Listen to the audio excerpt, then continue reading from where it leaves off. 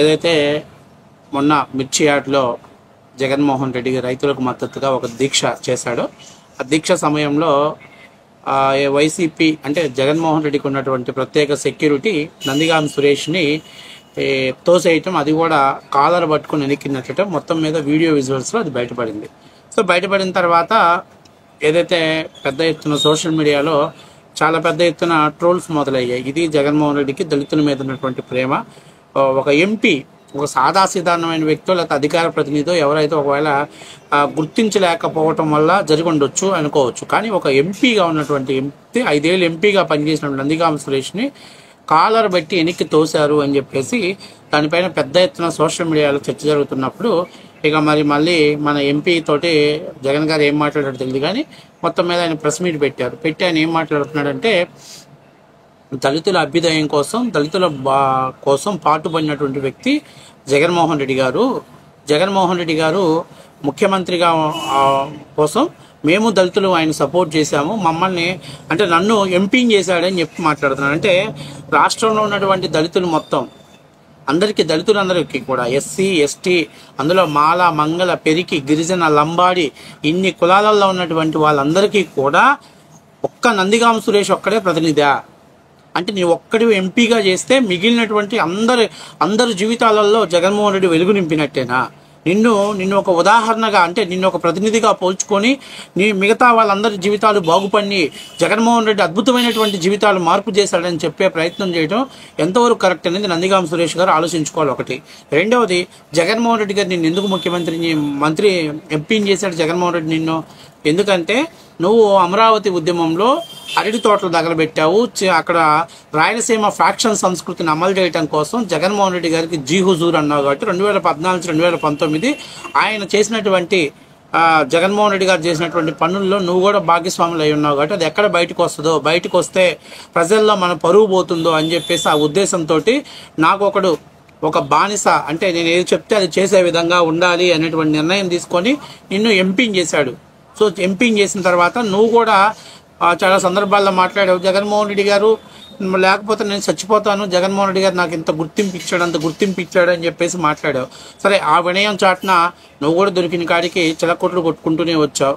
ఎందుకంటే ఏదైతే నదిలో ఉన్న ఇసుకను కొట్టేశావు, అట్లాగే బాపట్లలో చేయాల్సినటువంటి దందాలన్నీ కూడా చేసుకొని కాస్త కూస్తో డబ్బులు మొత్తం బాగానే వెనకేసావు. దీంతో పాటు నీకున్నటువంటి మైనస్ ఏంటంటే ఊరు ఒక సెటప్ పెట్టావు ఫస్ట్. రెండవది, కనిపించిన ప్రతి తగాదల్లో నువ్వు తలదూర్చుకొని నీకు సంబంధించినటువంటి నీ వర్గాలను తలదూర్చుకొని గ్రామాలలో ప్రశాంత వాతావరణం లేకుండా చేసావు. సో ఇది నీ వ్యక్తిగతంగా ఉన్నటువంటిది. నీకు మొదటి నుంచి కూడా క్రిమినల్ మెంటాలిటీ, క్రిమినల్ మైండ్ ఉంది కాబట్టే జగన్మోహన్ రెడ్డి గారు తన రాజకీయ అవసరాల కోసం నేను వాడుకున్నాడు. నీ ద్వారా రాజకీయంగా లబ్ధి పొందాడు జగన్మోహన్ రెడ్డి గారు. నువ్వేదో నాకు జగన్మోహన్ రెడ్డి గారు రాజకీయంగా లబ్ధి చేకూర్చారంటున్నావు, కానీ మొత్తం దళిత జాతి యొక్క జీవితాన్ని నీ ఒక్కడి ద్వారా ప్రభావితం చేసే విధంగా జగన్మోహన్ రెడ్డి గారు రాజకీయంగా లబ్ధి పొందాడు. మాట్లాడుతూ నందిగామ సురేష్ని జైల్లో పెట్టాడు, కొట్టాడు అంటారు, కానీ మీరు ఆ రోజు చేసినటువంటి పనులు బయటికి చెప్పడానికి మాత్రం ఇష్టపడలేదు. మీరు రాజధాని ప్రాంతంలో అరటి తోటలు తగలబెట్టారు, అట్లాగే అనేకమైనటువంటి సంఘ వ్యతిరేకమైన చర్యలకు నిన్ను వాడుకున్నాడు. దాని ద్వారా రాజకీయంగా లబ్ధి పొందాడు జగన్మోహన్ రెడ్డి. ఇప్పుడు నేను అడుగుతుంది ఏంటంటే, జగన్మోహన్ రెడ్డి గారు నిన్ను ఒక్క ఎంపీ చేస్తే దళితుల మీద ప్రేమ పొంగుకు వస్తుంది, దళితుల మీద ప్రేమ పొంగిపోయిందని నువ్వు స్టేట్మెంట్ పాస్ చేస్తున్నావు. నేను అడుగుతుంది ఏంటంటే, డాక్టర్ సుధాకర్ గారు మాస్క్ అడిగిన పాపానికి భారతదేశంలో ఏ డాక్టర్ని కూడా ఆ విధంగా చేతులు వెనక్కి ఇరిసి కట్టేసి ఒక ఉగ్రవాదిని ఎలాగైతే ట్రీట్ చేస్తారో ఆ విధంగా ట్రీట్ చేశారు. మొత్తం ఆంధ్ర రాష్ట్ర ప్రజలంతా కూడా చూశారు, నివ్వరపోయారు. ఒక దళిత బిడ్డ, ఒక డాక్టర్, గోల్డ్ మెడలిస్ట్ డాక్టర్ సుధాకర్ని తో ప్రవర్తించిన విధానం అది జగన్మోహన్ రెడ్డి గారు చేశారు. ఆ తర్వాత అనితారాయ్, అలాగే అచ్చన్న, రామకృష్ణ, వీళ్ళందరూ కూడా దళిత సంఘానికి సంబంధించి దళిత బిడ్డలే. వీళ్ళందరినీ వాళ్ళకి చెప్పినట్టు వెళ్ళలేదని వాళ్ళందరినీ కూడా అనగదొక్కటం మొదలుపెట్టాడు. పాపం ఇవన్నీ నువ్వు ఒక్కడి ఎంపీ అయిపోతే మొత్తం దళిత జాతికే నువ్వేం ప్రతినిధివి కాదు, దళిత జాతిని నువ్వేం ఉద్ధరించడానికి రాలేదు. కాకపోతే ఇప్పటికైనా తెలుసుకోవాల్సింది ఏంటంటే, నువ్వు ఒక్క తోటి మొత్తం దళిత జాతి ఉద్ధరించబడిందని చెప్పడం అనేది కరెక్ట్ కాదు. ఇప్పుడు నందిగామ సురేష్ నేను మాట్లాడుతున్నా, గత 5 ఏళ్ళు అధికారాన్ని అడ్డం పెట్టుకొని నువ్వు చేయనటువంటి ఇల్లీగల్ పనులు, అట్లాగే దందాలు, సెటిల్మెంట్లు, పేకాట క్లబ్బులు, అలాగే నదుల్లో అక్రమ ఇసుక, ఈ విధంగా కొన్ని 100 కోట్ల రూపాయలను వెనకేసావు. ఈ వందల కోట్ల రూపాయలు వెనకేస్తూ ఈ క్రమంలోనే ఎక్కడికి వెళ్తే అక్కడికి సెటప్లు పెట్టుకున్నావు, అమ్మాయిలతో సెటప్లు పెట్టుకున్నావు. సో ఇవన్నీ అందరికీ తెలిసిన విషయాలే. ఎన్ని రాచలీలలు బయటకు వచ్చాయి ఈ మధ్య.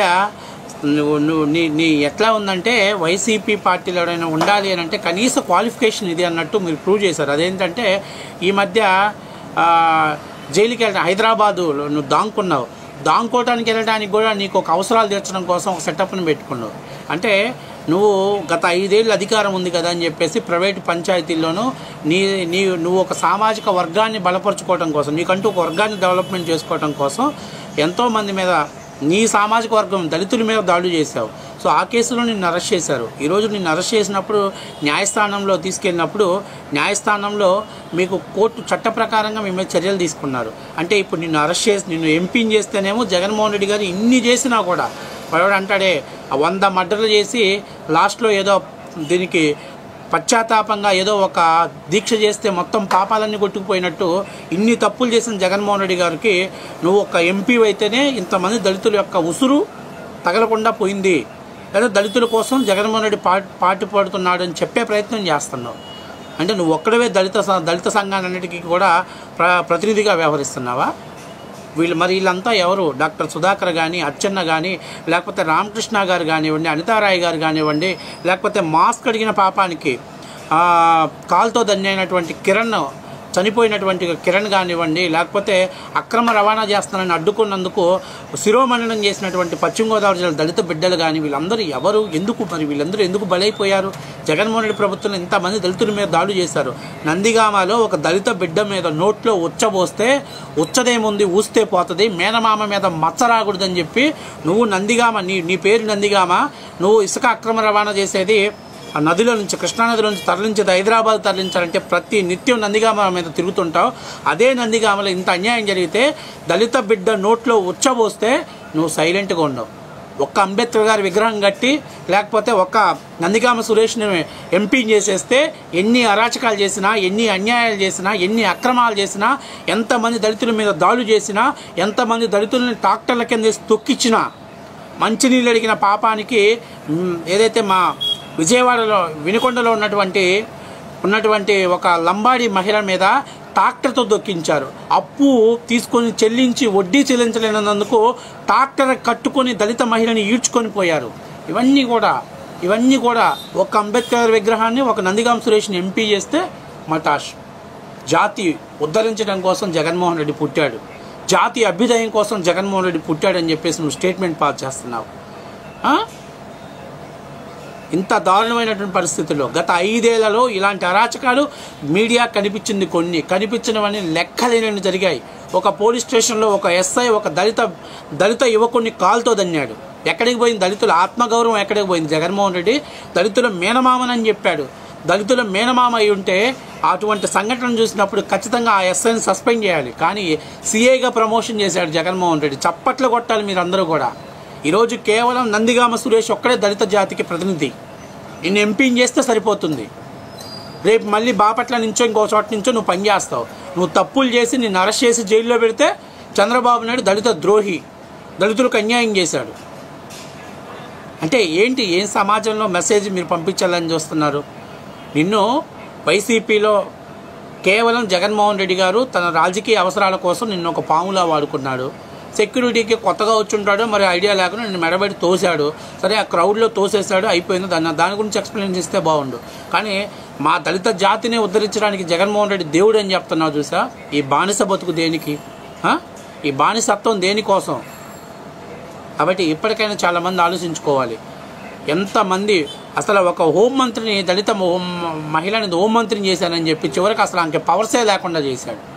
ఆమె దళితులే హోంమంత్రిగా ఉన్నప్పుడే చాలామంది దళితుల మీద దాడి జరిగితే కనీసం కేసులు కూడా ఫైల్ చేయాల. ఎందుకు? జగన్మోహన్ రెడ్డి కోతవేడి దూరంలో ఉన్నటువంటి కడపలో ఒక దళిత మహిళ మీద అత్యాచారం చేసి ఆమె ప్రైవేటు భాగాలలో గాజు పెంకులు గుచ్చితే జగన్మోహన్ రెడ్డి నిజంగా దళితుల కోసం పాటుపడితే ఇమ్మీడియట్గా వాడిని 24 గంటలు అరెస్ట్ చేసి అవసరమైతే చట్టాలలో వాడిని ఫోక్సో చట్టం కింద అరెస్ట్ చేసైనా చంపేయాలి. తప్పులేదు. కాల్చిపడేసినా పర్లేదు, తప్పులేదు. ఎందుకంటే దిశ చట్టం అలాగే కదా పుట్టింది, అలా చేసినా తప్పులేదు. కానీ జగన్మోహన్ రెడ్డి ఏం చేశాడు తెలుసా?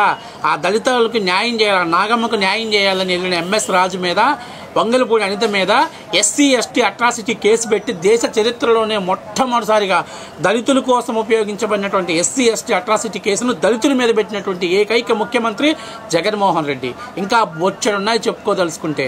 సిగ్గుండాలి నందిగామ సురేష్ గారి స్టేట్మెంట్ పాస్ చేసేటప్పుడు మీరు గత 5 ఏళ్ళు రౌడీయిజం, దందా, దోపిడీ, ప్లాకాట, అట్లాగే ఇతర భూ సెటిల్మెంట్లు, దందాలు చేసి ఈరోజు మీరు మిమ్మల్ని అరెస్ట్ చేశారు. చంద్రబాబు నాయుడు దళిత ద్రోహి అని చెప్పటం అంటే ఒకసారి మీరు ఆత్మవిమర్శ చేసుకోవాలి.